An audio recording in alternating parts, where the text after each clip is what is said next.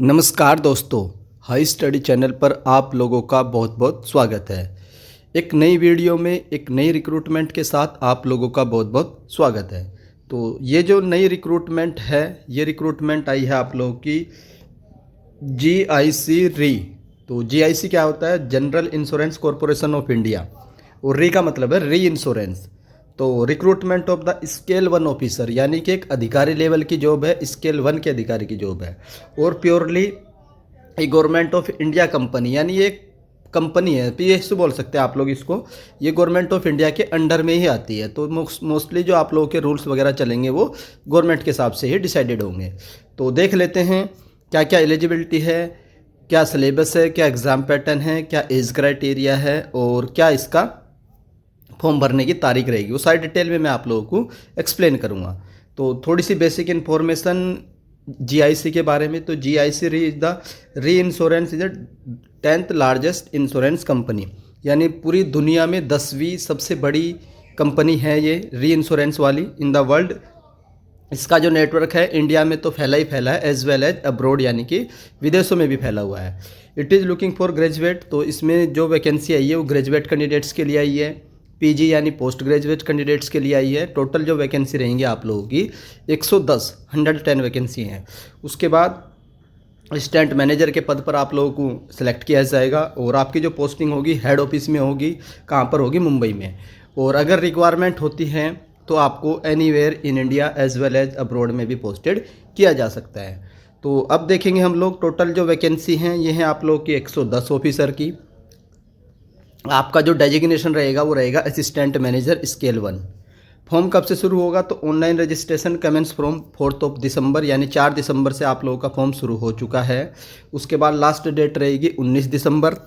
और payment of application as applicable. Tentative date of the examination, आपकी exam date भी declare कर दी गई है। 5 जनवरी को आपका एग्ज़ाम होगा, और 7 दिन पहले आप लोगों का कॉल लेटर डाउनलोड होगा।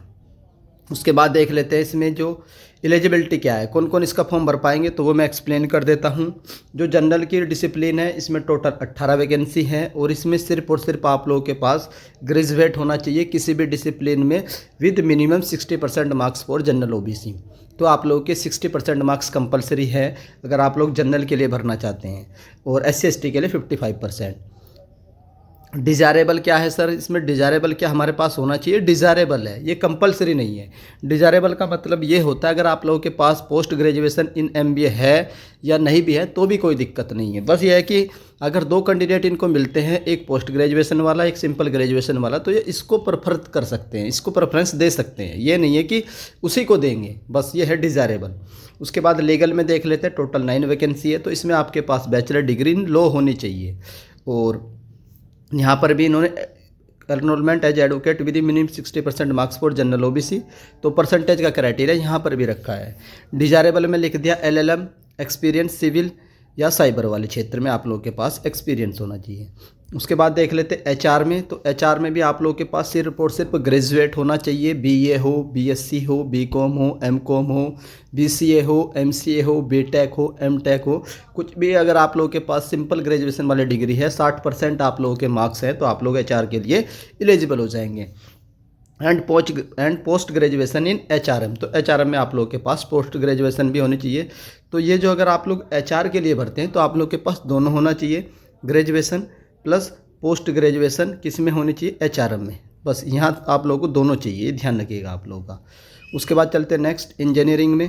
तो टोटल 5 वैकेंसी है, मैराइन की 1, एरोनॉटिकल की 1, मैकेनिकल की 1, सिविल की 1, इलेक्ट्रिकल की 1। तो हर ट्रेड की एक एक वैकेंसी हैं, और पर्टिकुलर ट्रेड में आप लोग के पास BTech हो या BE बैचलर ऑफ इंजीनियरिंग हो, 60% के मार्क्स। और अगर आप लोग डिज़ायरेबल है तो आप लोग के पास MTech हो, MS हो या ME हो। एक्सपीरियंस इन रेस्पेक्टिव स्ट्रीम, अगर एक्सपीरियंस भी है तो भी आपको कोई दिक्कत नहीं होने वाली है।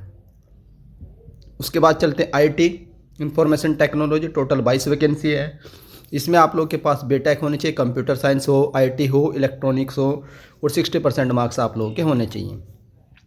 या फिर अगर आप लोगों के पास BTech नहीं है, कोई भी ग्रेजुएट डिग्री है, लेकिन आप लोग के पास 60% मार्क्स होने चाहिए। उसके साथ साथ आप लोग के पास master degree in computer application होनी चाहिए विद 60% के मार्क्स। तो अगर आप लोग आईटी फील्ड से भरना चाहते हैं तो बीटेक हो आप लोगों के पास, आईटी में हो, सीएस में हो, इलेक्ट्रिकल इंजीनियरिंग में हो या फिर इलेक्ट्रॉनिक्स एंड टेलीकम्युनिकेशन में हो। अगर ये नहीं है, सिंपल ग्रेजुएट है, तो सिंपल ग्रेजुएट के साथ आप लोगों के पास मास्टर डिग्री होनी चाहिए। किसमें? ये आप लोगों की होनी चाहिए कंप्यूटर एप्लीकेशन में।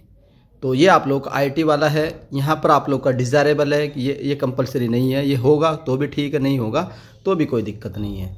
उसके बाद देख लेते हैं एक्चुएटरी में।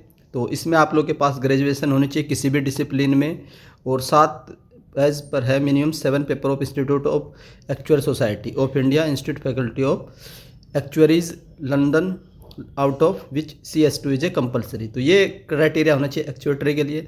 इंश्योरेंस की टोटल 20 वैकेंसी है। इसमें आप लोगों के पास ग्रेजुएट होनी चाहिए 60% मार्क्स के साथ, और candidate should possess post graduate degree या diploma in general insurance, risk management और लाइफ इंश्योरेंस। तो ये चीज़ भी एक्स्ट्रा होनी चाहिए ग्रेजुएट के साथ अगर आप लोग इंश्योरेंस की फील्ड में अप्लाई करते हैं।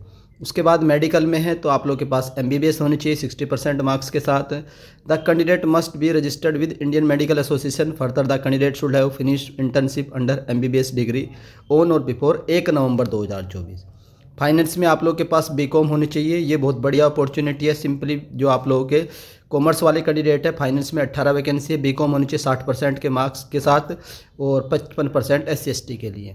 MBA फाइनेंस में हो, CFA में, तो ये डिज़ायरेबल है, कंपलसरी नहीं है। अगर ये भी चीज़ है तो भी आप लोग इसका फॉर्म भर पाएंगे। तो एलिजिबिलिटी मैंने आप लोग को समझा दी है। किसी भी पोस्ट की एलिजिबिलिटी में कोई डाउट है तो आप लोग कमेंट सेक्शन में पूछ लीजिएगा। उसके बाद एसेंशियल स्किल आप लोग के पास क्या क्या स्किल होनी चाहिए? सॉफ्टवेयर डेवलपर की स्किल होनी चाहिए, और नेटवर्क एडमिनिस्ट्रेटर की स्किल होनी चाहिए, सिस्टम एडमिनिस्ट्रेटर होना चाहिए, इंफॉर्मेशन सिक्योरिटी ऑफिसर। तो ये ज़्यादा कंपलसरी नहीं है, होगा तो भी कोई दिक्कत नहीं, बाकी आपको सब समझाया जाएगा ट्रेनिंग में कि कैसे क्या क्या चीज़ें होती हैं। तो सबसे मेन चीज़ है the candidate can apply only for 1 stream. एक पोस्ट के लिए आप लोग भर पाएंगे, किसी भी स्ट्रीम में भरें, और एक ही आप लोग फॉर्म भरना। अगर आप लोग मल्टीपल फॉर्म भरते हैं, last application submitted will be considered, तो आप लोग का लास्ट वाला वैलिड माना जाएगा, और fees against all other application will be forfeited. तो जो आप लोग फीस सबमिट करेंगे अदर एप्लीकेशन के लिए तो वो रिफंड नहीं होगी, सिर्फ लास्ट एप्लीकेशन को कंसिडर किया जाएगा।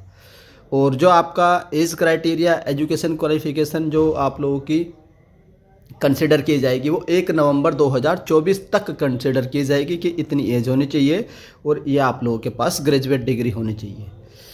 नंबर ऑफ वैकेंसी में भी नंबर रिजर्व वैकेंसी में इंक्रीज और डिक्रीज आप लोगों की वैकेंसी है, इंक्रीज भी हो सकती है, डिक्रीज भी हो सकती है। नेशनलिटी आप लोगों की इंडियन होनी चाहिए। वैसे तो इन्होंने बहुत सारी नेशनलिटी इंक्लूड कर रखा है, तो भर सकते हैं आप लोग भी। उसके बाद रिजर्वेशन किस तरीके से है? जो 110 वैकेंसी है तो जनरल की 43, SC की 15, ST की 10, OBC की 34 और इकोनॉमिकल वीकर सेक्शन की 6 वैकेंसी हैं। टोटल 108 है। 2 आप लोगों की मेडिकल की है, तो इन सबको मिलाकर टोटल 110 वैकेंसी हो जाती है। एज क्राइटेरिया आप लोग के पास मिनिमम एज 21 होनी चाहिए, मैक्सिमम एज आप लोगों की 30 होनी चाहिए। और कैंडिडेट जो है आप लोगों का 2 नवंबर 1994 से पहले का नहीं होना चाहिए, और 1 नवंबर 2023 के बाद का नहीं होना चाहिए। उसके बाद नेक्स्ट है जो आप लोगों का रिजर्वेशन दिया जाता है, SC/ST को 5 साल का, OBC को 3 साल का, पर्सन विद डिसेबिलिटी को 10 साल का, और एज पर नॉर्म्स रहेगा। उसके बाद देख लेते हैं कि आप लोगों को सैलरी कितनी मिलेगी। तो 85,000 पर मंथ आप लोगों को सैलरी मिलेगी। ध्यान रखिएगा, अच्छी खासी सैलरी है। 85,000 पर मंथ आप लोग का बेसिक रहेगा, 50,925 रुपये। उसके बाद जो आप लोग के DA, HRA, CCA ये सब तो बेनिफिट्स आप लोगों को मिलेंगे ही मिलेंगे। सर्विस ऑफ द कैंडिडेट, तो the selected candidate serve in terms of condition general application for India from time to time. ये पोस्ट आप लोग की परमानेंट है। सेलेक्टेड कैंडिडेट को मुंबई में पोस्ट किया जाएगा इनिशियली, लेकिन बाद में आप लोगों को जहाँ पर रिक्वायरमेंट होगी वहाँ पर भी पोस्टेड किया जा सकता है। उसके बाद अब देखेंगे हम लोग इसका एग्ज़ाम पैटर्न क्या रहेगा, सिलेक्शन प्रोसीजर क्या रहेगा। तो इसका जो सिलेक्शन प्रोसीजर रहेगा, तो मेडिकल को छोड़ करके जो 108 पोस्ट है हर एक डिसिप्लिन वाइज, तो उनमें आप लोगों का पेपर होगा, फिर आप लोगों का GD होगा, फिर इंटरव्यू होगा, फिर मेडिकल होगा। 4 स्टेप में आप लोगों का सिलेक्शन प्रोसीजर होने वाला है। और जो मेडिकल वाले हैं उनको सिर्फ और सिर्फ 2 लेवल में इंटरव्यू के द्वारा ही सिलेक्ट किया जाएगा। और आपका पेपर 5 जनवरी 2025 को टेंटेटिव है, ऑलरेडी डिक्लेयर किया जा चुका है।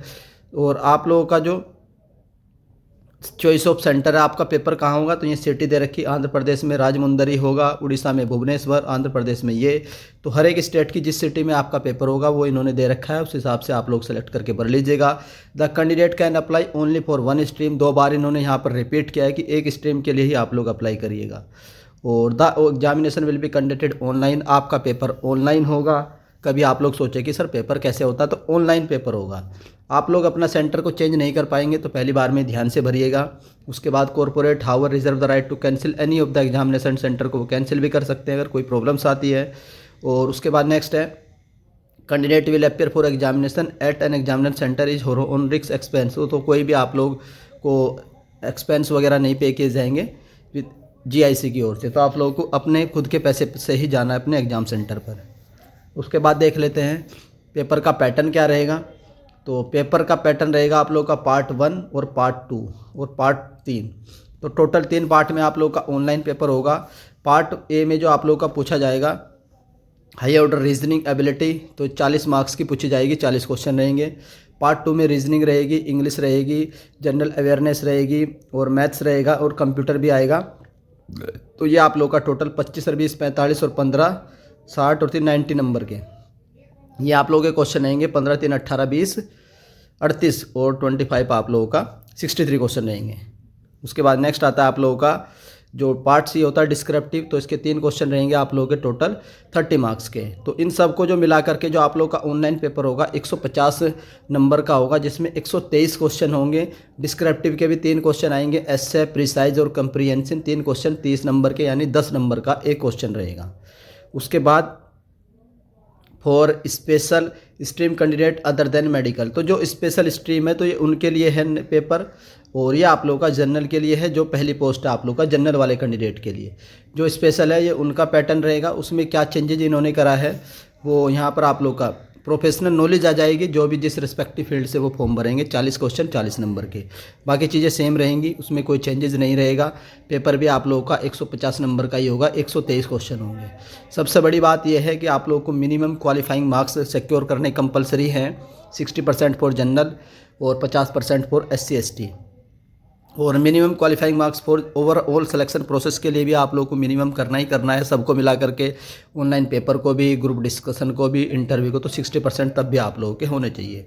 अगर आप लोग minimum qualifying marks selected above in each stage of the selection online test and interview separately, तो कैंडिडेट हैज सिक्योर। सेपरेटली का मतलब ये है कि हर एक सेक्शन में आप लोगों को जो 60% मार्क्स का क्राइटेरिया है वो लाना ही लाना है, चाहे ऑनलाइन टेस्ट हो, ग्रुप डिस्कशन हो, इंटरव्यू हो, सेपरेटली भी।